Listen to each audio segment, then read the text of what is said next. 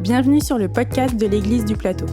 Quel que soit votre parcours de foi jusqu'à aujourd'hui, nous espérons que le message que vous êtes sur le point d'écouter vous aidera à mieux connaître Dieu tel qu'il se révèle dans la Bible et à découvrir la vie qu'il veut vous offrir.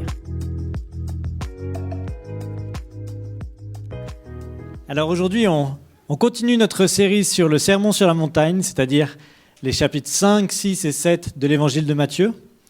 Comme je le répète, c'est un peu la conférence TED de Jésus. En quelques minutes, avec ces 3 chapitres, on peut avoir des éléments fondamentaux, centraux de ce que Jésus est venu accomplir, du royaume qu'il veut établir sur la terre. Et donc c'est un texte absolument fondamental. Je vais continuer chaque semaine à vous encourager vivement à le lire et à le relire tout au long de cette série pour pouvoir vraiment vous immerger dans ce texte, et ce sera bien plus bénéfique pour vous de bénéficier des messages semaine après semaine. Si vous-même, pendant la semaine, vous vous immergez dans ce texte. Et puis, si vous n'avez jamais lu la Bible, ça peut être l'occasion de démarrer par ce texte-là, démarrer par ces 3 chapitres. Et si vous n'êtes pas l'heureux ou l'heureuse propriétaire d'une Bible, n'hésitez pas à le signaler au fond de la salle. L'équipe d'accueil l'église vous offrira une Bible et vous indiquera où est le Sermon sur la montagne, où se trouve l'Évangile de Matthieu dans la Bible, parce que c'est vraiment un point d'entrée, une porte d'entrée excellente pour découvrir qui est Jésus et quel est son message, qu'est-ce qu'il veut apporter à l'humanité.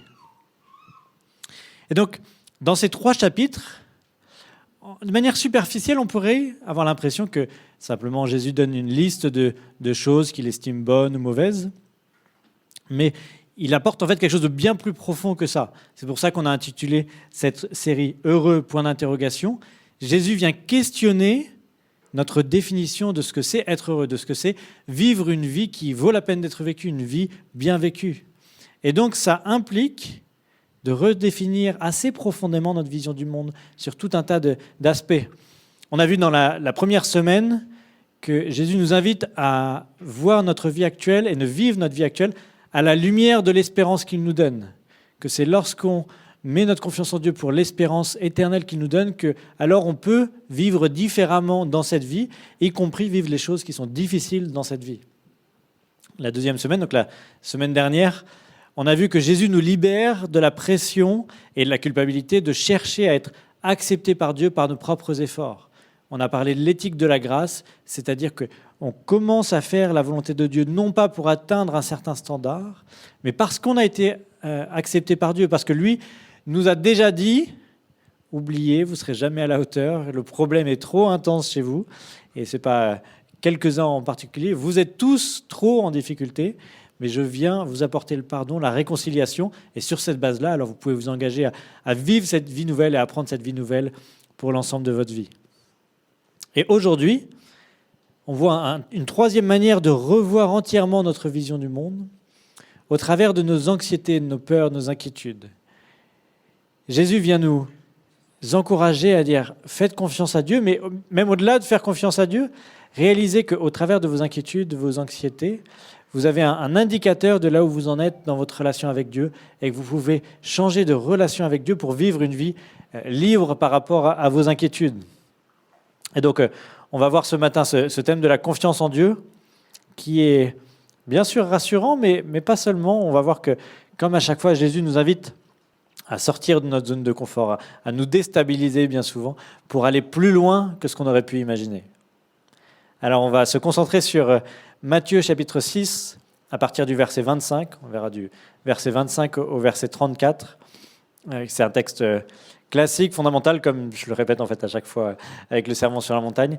Et on va voir tout ce qu'il peut avoir de rassurant, mais aussi de défiant pour nous pour aller plus loin.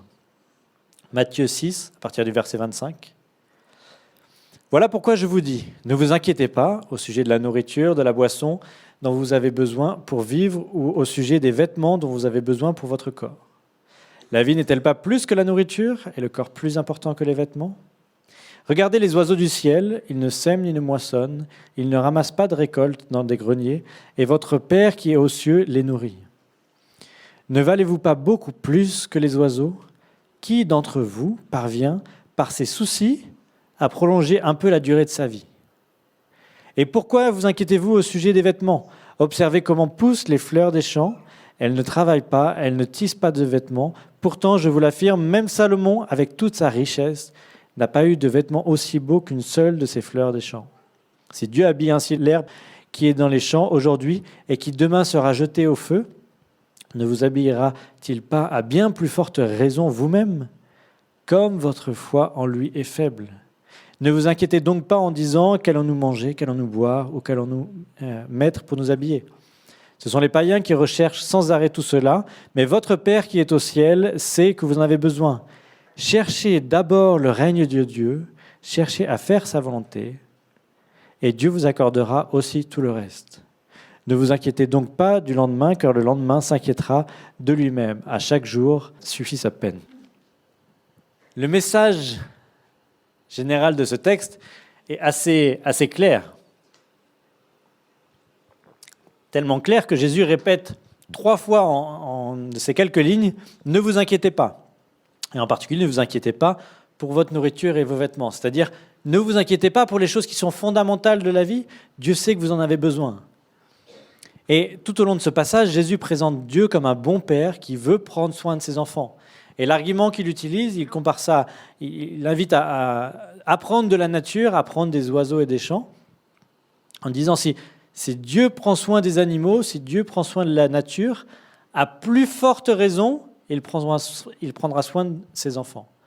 Si Dieu nourrit les oiseaux, à plus forte raison, il vous nourrira. Si Dieu habille les champs, à plus forte raison, il vous habillera à vous. Donc en observant la nature, nous devrions apprendre de la nature et discerner que Dieu est un bon père qui cherche à... S'il prend soin de la nature qu'il a créée, alors en particulier, il va vouloir prendre soin de ses enfants, ceux qui cherchent à faire sa volonté, ceux qui le suivent. Et d'une certaine manière, on pourrait s'arrêter là et faire comme Samuel nous l'a proposé sur WhatsApp pour demain, d'aller faire une rando, de regarder la nature, d'apprendre et de prendre bonne note et de simplement ne plus nous inquiéter. Mais je pense que ça peut être un message. Alors je vous encourage à le faire, je vous encourage à être dans la nature et à faire une rando demain avec Samuel. Mais si on s'arrête là, ça peut être un message un peu frustrant. De dire simplement, vous inquiétez pas parce que vous inquiétez pas. C'est galère de vous inquiéter, c'est fatigant, ça empêche de dormir, c'est mauvais pour la santé. Ne vous inquiétez pas. Votre vie sera mieux si vous ne vous inquiétiez pas. Je pense qu'à chaque fois que vous vous inquiétez, vous dites bien, bah ouais. Sûrement ce serait plus facile de ne pas s'inquiéter, mais j'aurais besoin de raisons pour ne pas m'inquiéter.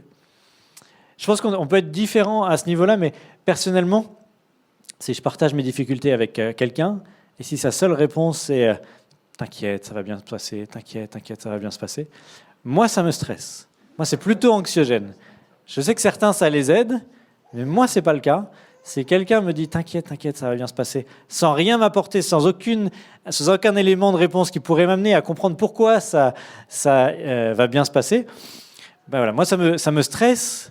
Et je pense que Jésus a bien plus à nous dire dans ce message-là que simplement t'inquiète, ça va bien se passer. Je voudrais vous proposer avec ce message 3 choses que Jésus dit, 3 raisons qui nous amènent à lui faire confiance, à ne pas nous inquiéter, au-delà et qui nous amène à comprendre, à discerner qu'il y a bien plus que simplement « t'inquiète, ça va bien se passer », mais qu'il y a 3 raisons de ne pas s'inquiéter.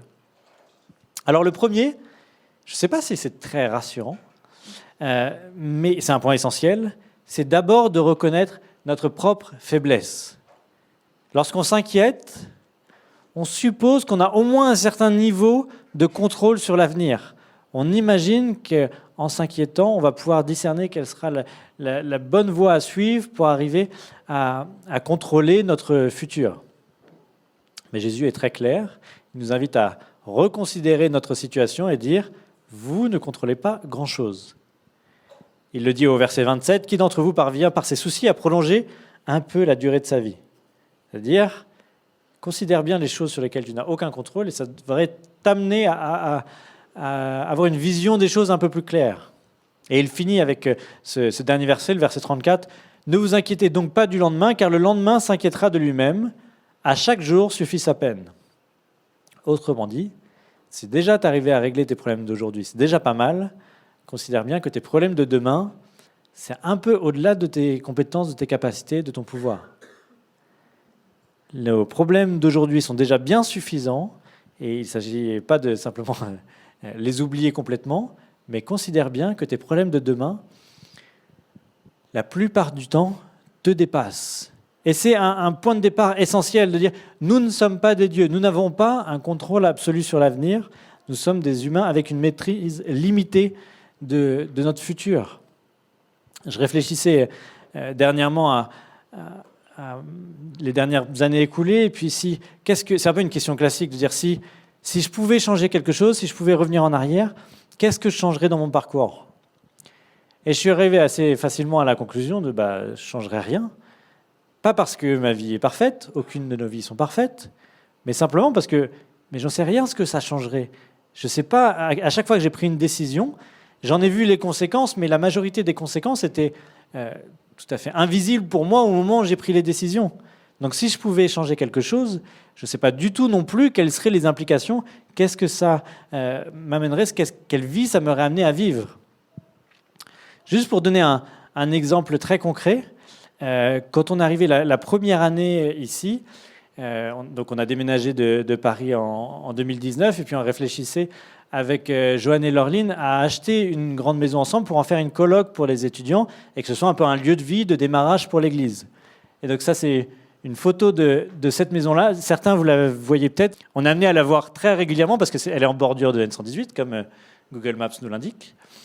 Donc si vous voyez, c'est juste quelques centaines, quelques dizaines de mètres avant le radar sur la droite. Il y a une grande maison qui est entre les deux quartiers. Et on peut se dire rétrospectivement, mais qu'est-ce que ça aurait impliqué? On a fait le choix de ne pas l'acheter parce que ça impliquait pas mal de risques, pas mal de travaux. Financièrement, c'était un gros défi. Mais qu'est-ce qui se serait passé si on l'avait acheté finalement? Alors peut-être ça aurait été excellent, peut-être on aurait vécu des très belles choses dans cette maison, peut-être ça aurait été une ressource incroyable pour le développement de l'Église, pour l'accueil des étudiants, mais peut-être ça aurait été une source de galère infinie, peut-être on n'aurait été jamais capable de payer les travaux, peut-être que ça aurait eu un impact très négatif sur nos relations. Ça, on ne peut pas le savoir. Et surtout, ce qui est évident, c'est qu'on n'aurait pas pu vivre ce qu'on a vécu parce qu'on a refusé cette maison, parce qu'on a choisi de ne pas faire d'offre pour cette maison. Et en particulier, on n'aurait pas eu l'opportunité, Barbara et moi, de vivre 2 ans avec Cynthia et Alex. Ça a été 2 merveilleuses années qu'on n'aurait pas envisagées au moment où on a refusé la maison. On n'avait pas envisagé qu'Alex et Cynthia achètent une maison et que ça puisse être un lieu d'accueil pour l'Église. Tout ça, au moment où on a pris notre décision, tout ça nous était inaccessible. Ce que ça aurait apporté de positif, ce que ça aurait apporté de négatif, et les choses qu'on n'aurait pas pu vivre si on avait pris cette décision. Si je vous donne cet exemple, c'est simplement pour nous rappeler que les choses pour lesquelles on s'inquiète, c'est des choses qui, en général, nous dépassent. On doit d'abord reconnaître que notre maîtrise sur l'avenir est tout à fait pas du tout à la hauteur de nos inquiétudes et de ce qu'on aimerait contrôler. On doit assumer que je ne suis pas au contrôle de l'avenir. Et dans ce sens-là, ça ne veut pas dire qu'on n'a aucune responsabilité sur notre présence, sur notre avenir. Quand on prend l'image des oiseaux, on a presque l'impression, quand on écoute Jésus, que les oiseaux, ils ne font rien de leur journée. Mais quand même, ils dépensent une bonne partie de leur énergie pour se nourrir, pour avoir un nid, voire pour migrer, pour préparer le changement de saison. Donc Dieu prend soin des oiseaux, non pas en leur donnant la béquille, il prend soin de manière générale des oiseaux pour les mettre dans un environnement dans lequel ils peuvent s'épanouir.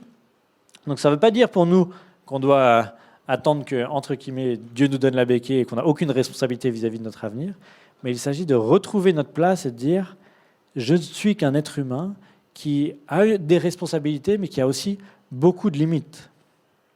Je discutais récemment avec quelqu'un qui s'en veut beaucoup pour un choix professionnel qu'elle a fait, parce que les choses ne se passent pas comme prévu.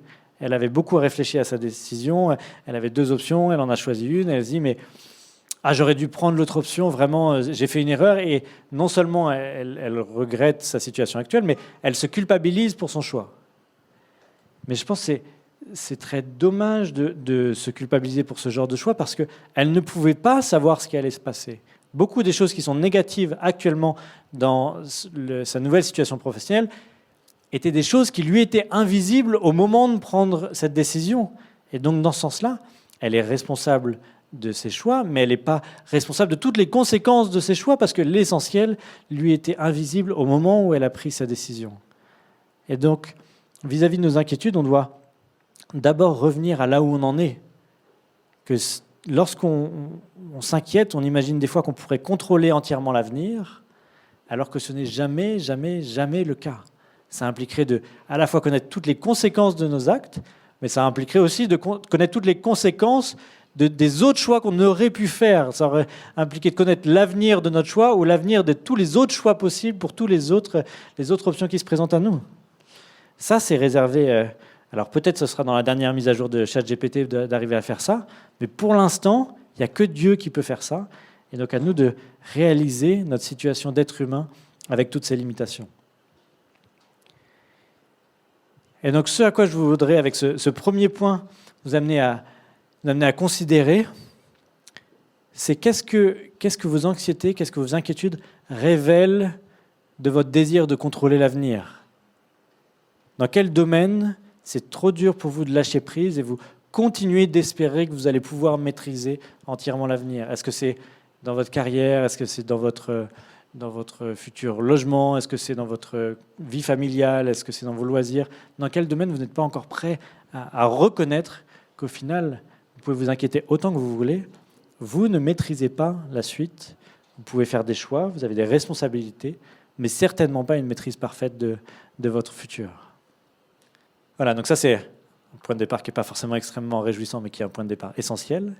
Mais quelle est la deuxième raison que Jésus donne ? Jésus nous amène à voir qu'il n'est pas en train de nous dire « t'inquiète, ça va bien se passer », mais fais confiance à Dieu parce que lui maîtrise l'avenir. Contrairement à toi, Dieu maîtrise l'avenir. Et dans ce sens-là, dans notre jargon chrétien, il s'agit d'une question de foi. Quelle est la confiance qu'on est prêt à mettre en Dieu ? Il le dit de manière un peu brutale au verset 30, « Comme votre foi en lui est faible », et il va jusqu'à dire 2 versets plus loin, que c'est ce qui devrait séparer les chrétiens des non-chrétiens. De dire, ce sont les païens qui recherchent sans arrêt tout cela, mais votre Père qui est au ciel sait que vous en avez besoin.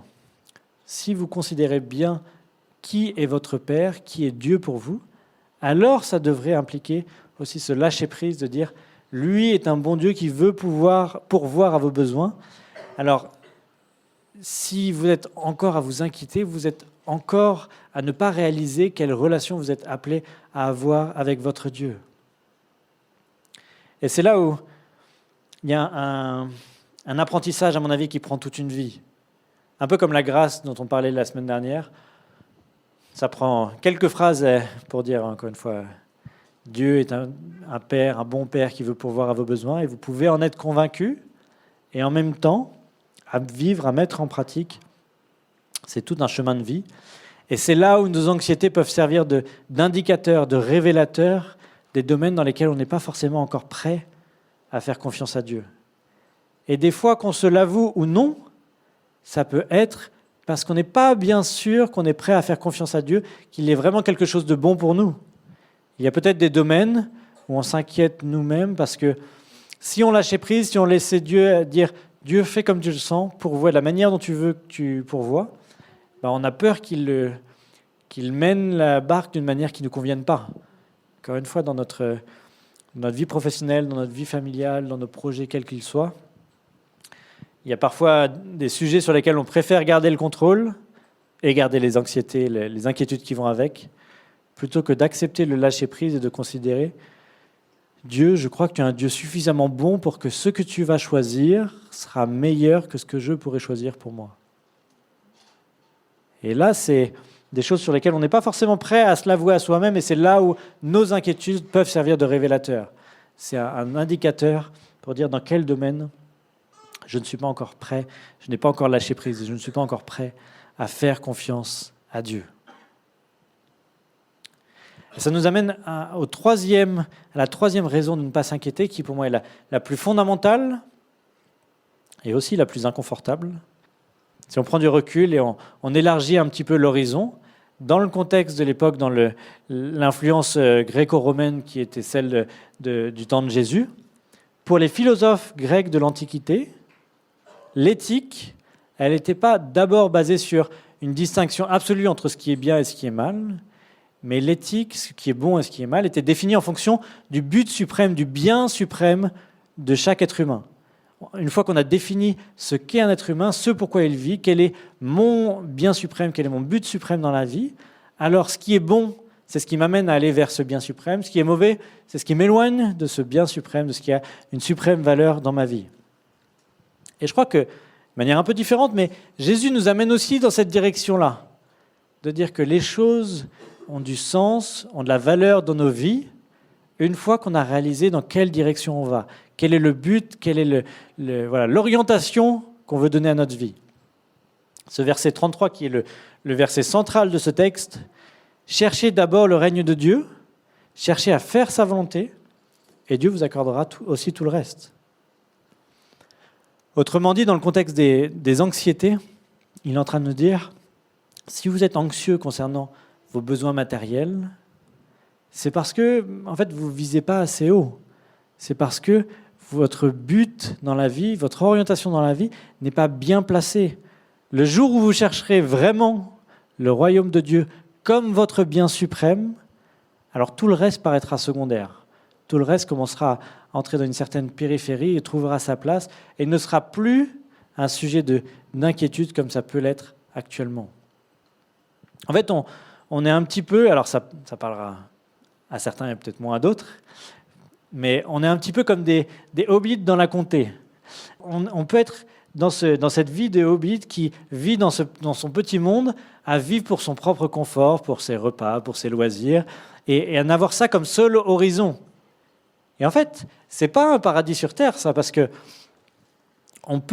ça peut être extrêmement anxiogène de consacrer sa vie à son confort, à ses loisirs, à sa sécurité, parce que toute menace vis-à-vis de ce confort, de cette sécurité, peut être vécue comme une menace et une source d'inquiétude extrême.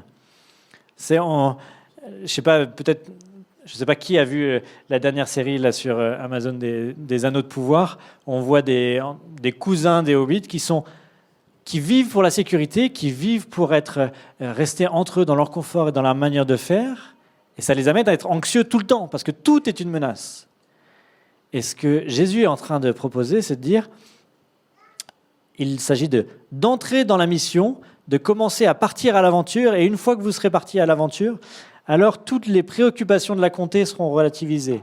Alors la priorité que vous donnez à votre confort, à votre sécurité, à votre contrôle que vous voulez sur votre propre vie, va devenir plus lointain, plus secondaire. Jésus est en train de dire à ses disciples et à tous ceux qui veulent le suivre encore aujourd'hui, vous avez l'opportunité de participer à l'établissement du royaume de Dieu sur terre. Et si vous participez pleinement à cette mission-là, si vous entrez pleinement dans cette aventure, alors toutes les autres préoccupations seront relativisées. Bien souvent, en tant que chrétien, on peut voir ce verset 33, le fait de chercher d'abord le royaume des cieux, de manière beaucoup plus sobre que ça, beaucoup plus à la manière d'un hobbit, on pourrait dire. De dire déjà, si tu es un bon chrétien, si tu viens à l'église de temps en temps, si ta Bible n'a pas trop de poussière dessus, alors c'est bon, Dieu va s'occuper de toi, il te donnera tout ce dont tu as besoin. Mais dans le contexte de l'enseignement de Jésus, il est clair qu'il est en train de dire quelque chose de beaucoup plus profond et de beaucoup plus engageant lorsqu'il dit « cherchez d'abord le royaume des cieux ». Il est en train de leur dire, il est en train de nous dire « arrêtez de vivre pour votre petit confort, vous avez besoin d'un horizon plus grand que ça ». Et c'est uniquement lorsque vous entrerez pleinement dans cette aventure-là, dans cette mission-là, que Dieu pourra réellement être un bon père pour vous qui prendra soin de vous. Alors, si on s'arrête au verset qu'on a lu, on pourrait dire, mais il y a une certaine ambiguïté, et peut-être que c'est moi qui ai une vision un petit peu extrême de Jésus sur ce sujet-là. Mais en fait, dans le contexte du Sermon sur la montagne, et encore plus lorsque c'est décrit dans l'évangile de Luc, alors on discerne beaucoup mieux l'orientation que Jésus veut donner à cette parole. En fait, le Sermon sur la montagne se retrouve quasiment intégralement dans l'évangile de Luc, mais ce n'est pas concentré sur 3 chapitres, c'est réparti tout au long de l'évangile de Luc.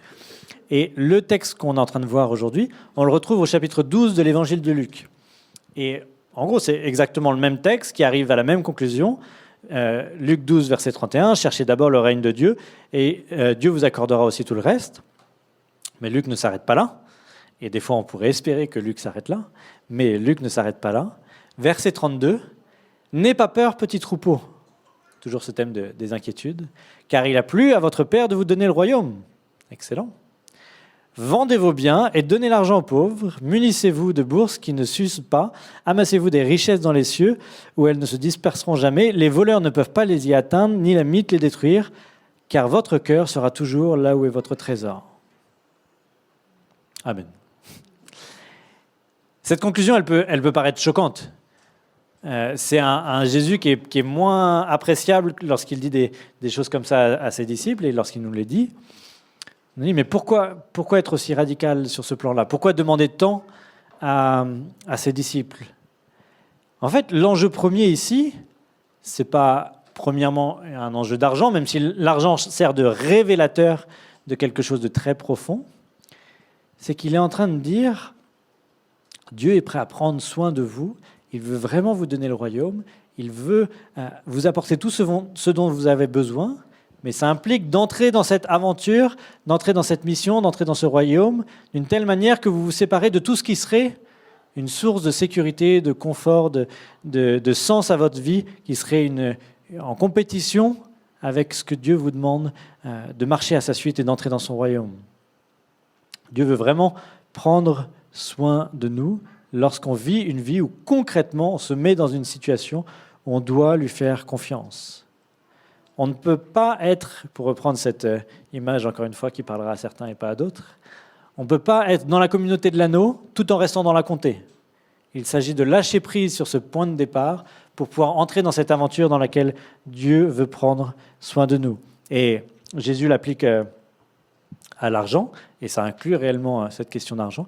Ça peut inclure beaucoup de choses. Et encore une fois, c'est mon refrain aujourd'hui, vos inquiétudes peuvent vous aider et doivent vous aider à discerner qu'est-ce qui sert de sécurité alternative, de choses auxquelles vous vous accrochez, plutôt que de permettre à Dieu d'être vraiment celui qui pourvoit dans votre vie. Est-ce qu'il y a quelque chose que vous avez peur d'abandonner, vous avez peur que Dieu vous demande de l'abandonner pour le suivre? Quelle est la sécurité à laquelle vous continuez de vous accrocher plutôt que d'obéir à Dieu dans différents domaines de votre vie? Est-ce qu'il y a quelque chose où vous avez peur que Dieu vous demande de lâcher pour pouvoir le suivre? Et ça peut être plein de choses.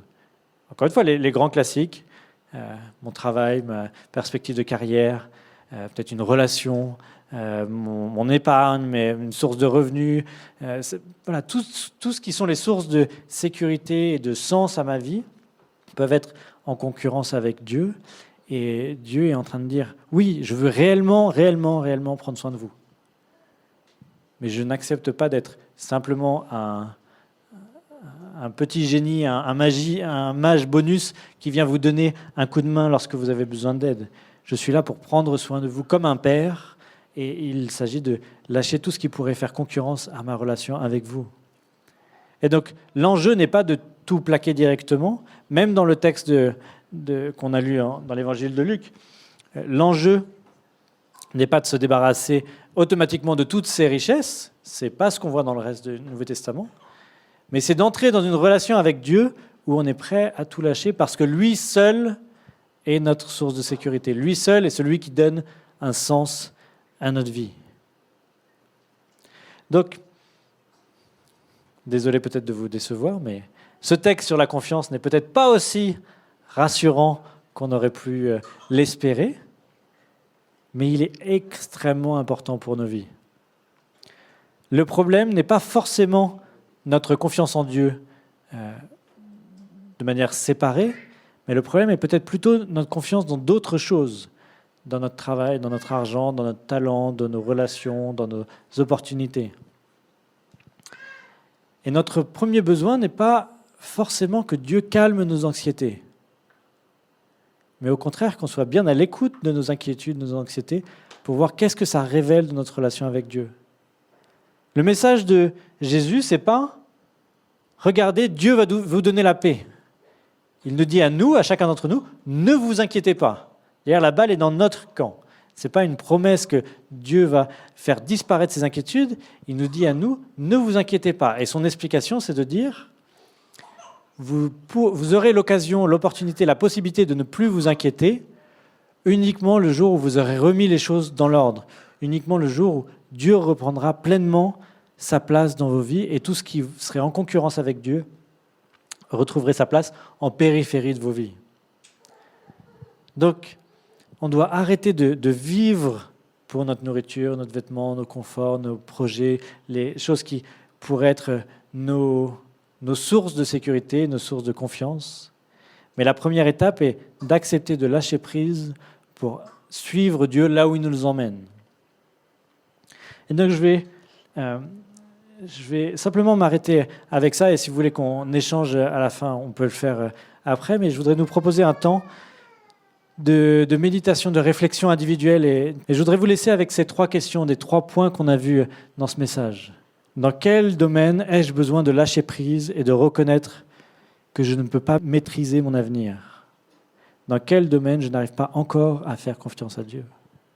Quelle est la sécurité à laquelle je continue de m'accrocher qui m'empêche d'obéir à Dieu? Je crois réellement que les réponses peuvent être différentes pour chacun, mais on va prendre quelques minutes et que ça puisse être un temps d'ouverture à ce que le Saint-Esprit, à ce que Dieu veut dire à nos cœurs. Il nous a peut-être déjà demandé de lâcher certaines choses. Il nous a peut-être demandé de le suivre dans certains domaines. Il a peut-être demandé d'arrêter de nous inquiéter en lui faisant confiance, et on est encore en cheminement dans certains domaines, mais que ce temps puisse être un temps de prière et d'introspection devant Dieu pour que nous puissions réellement ne plus nous inquiéter. Pas simplement comme un bâton qu'on se tape sur la tête en disant « ne t'inquiète pas, ne t'inquiète pas, ne t'inquiète pas, ne t'inquiète pas », mais parce qu'on aura redonné à Dieu sa place dans nos vies pour pouvoir ne plus nous inquiéter.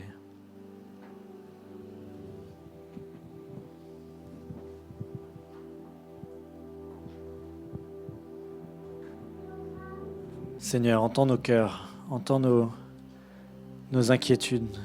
Et Seigneur, je te prie de nous pardonner dans tous les domaines où nos inquiétudes révèlent notre manque de foi en toi. Seigneur, je te prie par ton esprit, de nous amener à te suivre réellement, à chercher d'abord ton royaume. Seigneur, pour toutes les situations où on sait déjà qu'on devrait lâcher prise, on sait déjà qu'il y a peut-être certaines choses qui devraient changer, certaines décisions qui doivent être prises pour se détacher de ce qui nous éloigne de toi et simplement choisir de te faire confiance. Seigneur, donne-nous la force de t'obéir. Et Seigneur, pour ceux qui pourraient douter de toi, ne pas savoir si tu es digne de confiance, Seigneur, manifeste à quel point tu es digne de confiance. Montre ta bonté, viens au secours de notre foi, quelle que soit l'étape où on en est, qu'on soit chrétien depuis des années, qu'on ne soit pas chrétien, qu'on soit en cheminement. Seigneur, viens au secours de notre foi, que nous puissions voir concrètement dans les faits que tu es un Dieu digne de foi et que nous apprenions tout au long du chemin à te faire toujours plus confiance, quelles que soient les choses que tu nous demandes d'abandonner pour te suivre. Seigneur, apprends-nous à te faire confiance. Amen. Si vous voulez en savoir plus sur le message que vous venez d'entendre ou sur l'Église du Plateau, contactez-nous sur notre site égliseduplateau.fr ou sur nos pages Facebook et Instagram.